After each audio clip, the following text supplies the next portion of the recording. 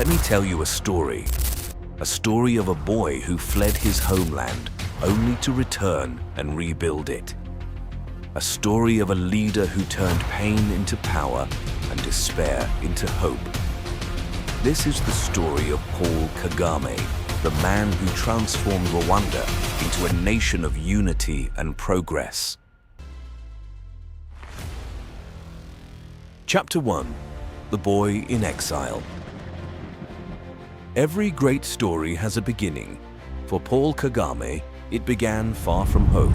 Born in 1957 in southern Rwanda, Kagame's early years were shaped by the turbulence of a nation grappling with its identity. At the age of 2, his family was forced to flee to Uganda, escaping the ethnic tensions that would later erupt into unimaginable violence.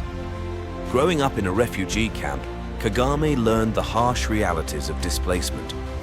But even as a child, he carried within him a quiet strength, a determination to one day return to his homeland and rewrite its destiny.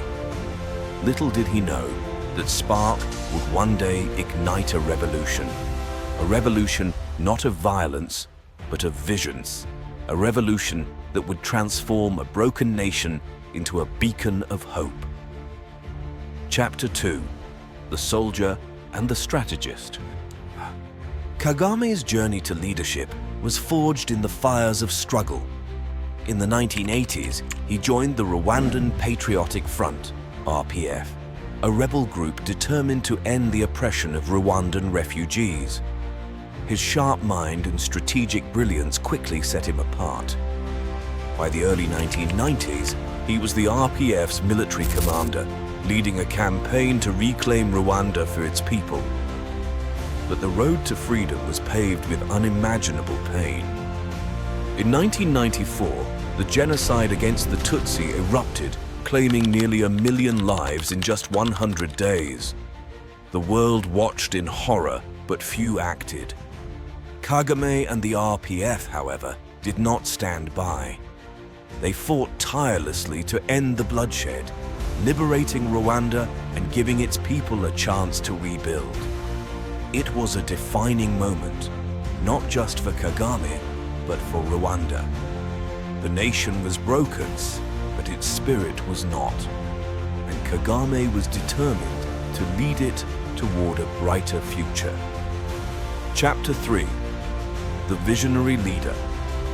Kagame's vision for Rwanda was bold and unwavering. He knew that true healing would require more than just rebuilding infrastructure. It would demand a transformation of hearts and minds. His first priority was unity. He launched initiatives to bring together a divided people, turning enemies into neighbors and hatred into hope. One of his most remarkable achievements was the establishment of the Gakaka courts, a traditional justice system that allowed communities to confront the atrocities of the genocide and move forward together. It was a risky move, but it worked. Rwanda began to heal, not just as a nation, but as a people. But Kagame didn't stop there. He knew that Rwanda's future depended on education, innovations, and equality. He invested heavily in schools, ensuring that every child had access to learning. He championed gender equality, making Rwanda the country with the highest percentage of women in parliament worldwide.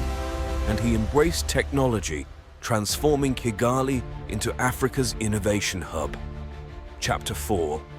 The Silicon Valley of Africa.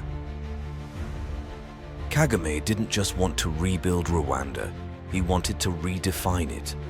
He envisioned a nation that wasn't just surviving, but thriving. A nation that could compete on the global stage. And so, he turned Rwanda into a laboratory of innovation. Under his leadership, Kigali became known as the Silicon Valley of Africa. The city buzzed with tech startups, drone delivery systems, and cutting-edge infrastructure. Kagame's vision had turned Rwanda into a global leader in innovation, proving that even the smallest nations could achieve greatness. But perhaps the most remarkable part of this transformation was the people. Kagame inspired Rwandans to believe in themselves, to see beyond their scars and to embrace a shared identity. His famous words, "We must unite, we must rebuild, and we must move forward," became the mantra of a nation determined to rise. Chapter 5. A Legacy for the World. Paul Kagame's impact extends far beyond Rwanda's borders. On the global stage, he has shown the world that even the smallest nations can achieve greatness when led by vision and integrity. His story is not just about Rwanda. It's about proving that no challenge is too great, no obstacle too insurmountable. It's about showing the world that with vision, courage, and relentless determination, anything is possible. Today, Rwanda stands as a testament to what's possible. Clean streets, thriving businesses, a united people, and at its helm was a leader who dared to dream. Half of my life, I've been living in trenches, not sure of living to the next day. I didn't fight to be the president of my country. Never. It came by accident, I think. So I was fighting for my own rights, which anyone in any human rights organization could not give me. And even now cannot give me or cannot give Rwandans. So it's cynical and absurd that anyone would just be there talking about violations, me as the leader of my own people to be accused of violating their rights. It's just an absurd insult.